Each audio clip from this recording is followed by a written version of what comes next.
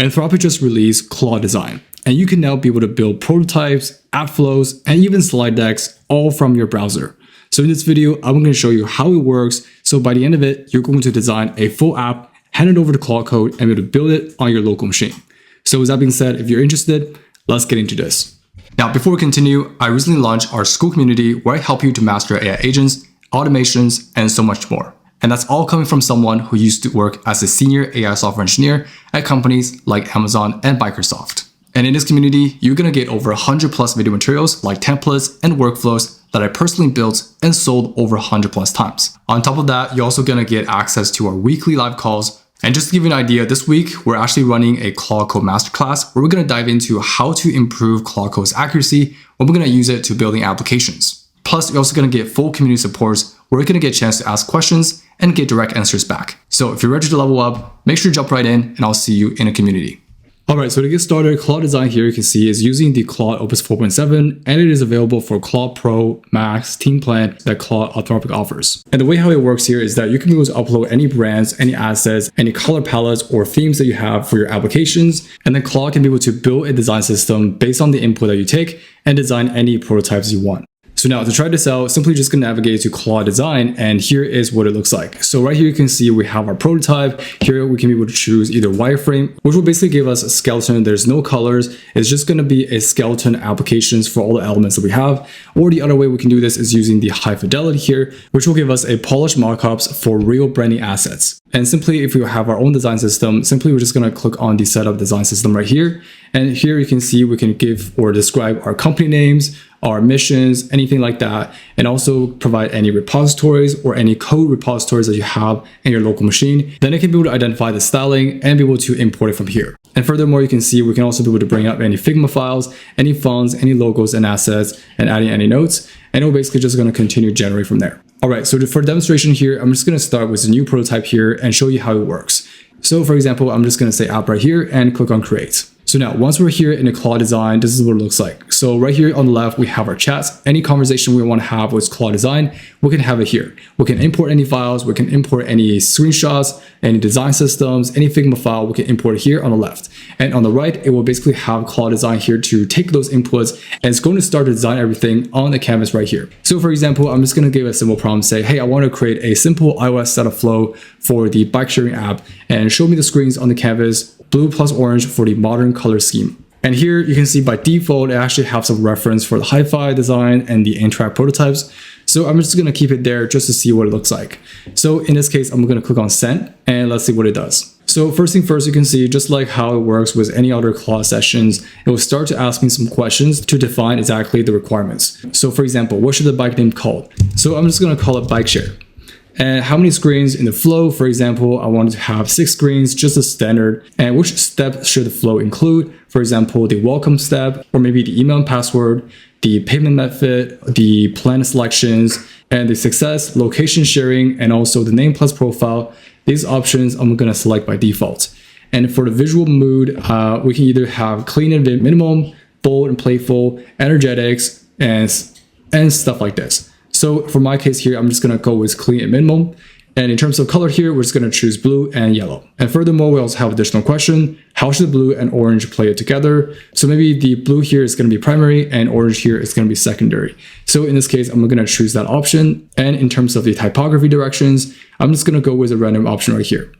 And here you can see we have a few more questions here. So in this case, I'm just going to continue answering them until we get to the next step. Okay, so once we get to the next step, here you can see anything else like tones, any reference image, or any must-have we can be able to answer here. You can also be able to upload any images that you have, maybe that you found from dribble.com or any Figma designs. You can also upload it here. But for now, I'm just going to see what it generates at the first try. So in this case, I'm going to click on continue. So as you can see here, once we have all the questions are answered, now you can see it's going to start to generate a to-do list on what it generates for this application. So right off the bat, you can see it pop up the design files. This is going to be the folder where all the design assets here is going to live. Like for example, here you can see we have our components. So right now it's going to start to write out the components right now. For example, the design canvas, the iOS frame, and such.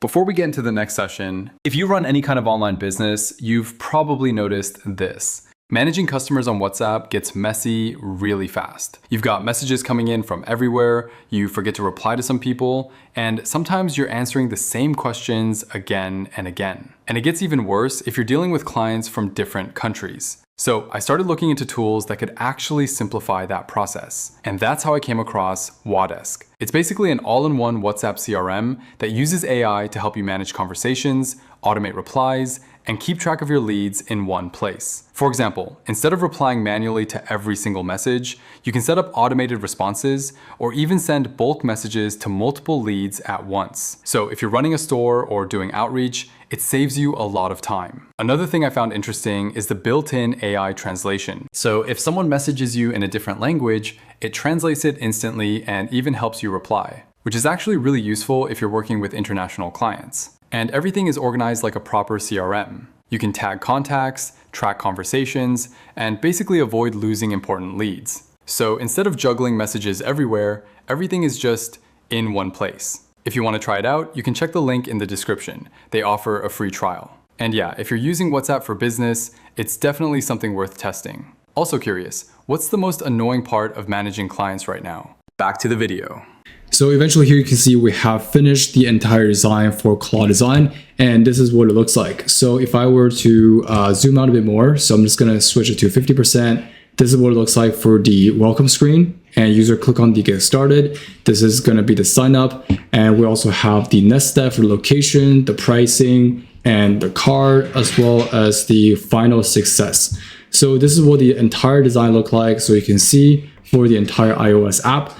And we can also be able to click on the edit here to basically change anything. For example, I want to change the background or be able to change the font here, right? I don't want it to have the orange. Maybe I want to change the color here. I want to maybe change it to like a complete like white color, for example. I can also do that, right? I can also change the fonts. So these are all interchangeable, right? And you can also be able to draw things. So for example, I can be able to highlight things and be able to draw and be able to apply the direct edits. I can also do that, right? So there's a lot of things that you can do with the Claude design, which is really powerful. There's also the comment part. So for example, I wanted this draw, so I'm gonna discard the drawing here, and I can also be able to click on the comment. So for example, if I were to click on this logo here, I say, I don't like the logo that we have right now. Can you give me a redesign for this logo? I'm just going to send this to Claude. Claude is going to give me a redesign of this logo. And basically you can see that's exactly how this works. And if we were to come back to the file system here, you can see it basically creates a HTML file for the entire design. We can also see all the components that we have, right? So if you want to look through the code, it will basically give you that. So the JSX, the design canvas, all the screens that we have, you can see it's all here. So if we were to come back to the HTML, right? So you can see it gives you a redesign for the logo. It kind of looks like a Mercedes, but you can see we have the different design. Now, of course, you can play around with this. And once you're satisfied with this, you can also be able to click on export. You can either export in PPTX, which is PowerPoint, PDF, or a zip file for the projects. Or if you want to just export in a standalone HTML, which contains everything that you see here, you can also do so. Or you can also bring it over to the Claude Code here and have Claude Code here take over and continue building on top of what we have. So I'm just going to copy the command right here. So it seems like it's a prompt that's referencing to this design right here. So in this case, I'm just going to open a brand new folder on my local machine and start a Claude Code session, paste the exact same prompt that the Claude design has given me, and let's see if it's able to implement the relevant aspects for design. All right, so eventually here you can see we have the entire app flow here are all set up inside of our index.html. So if I were to open this, we should be able to see everything that we see inside of our Claude design. So inside of our app folder right here, you can see we have our index.html. So now if I were simply just gonna open this, here is what it looks like. So if I were to interact with this, you can see this is what it looks like in that screen. So for example, not now, continuous payment, right? So you can see these are all the slides that we have. Okay, so exactly how it works. Okay, so pretty much you can see that's the exact Claude design demo. So if you do find this video, please make sure to like this video. And if you want to learn more about how to use AI here to get a better design, I have an upcoming video on how you can be able to use different tools, different skills to create some awesome designs using the power of Claude Code with some special skills I'm going to show you in this video. So if you're interested, make sure to subscribe and I'll see you in the next video.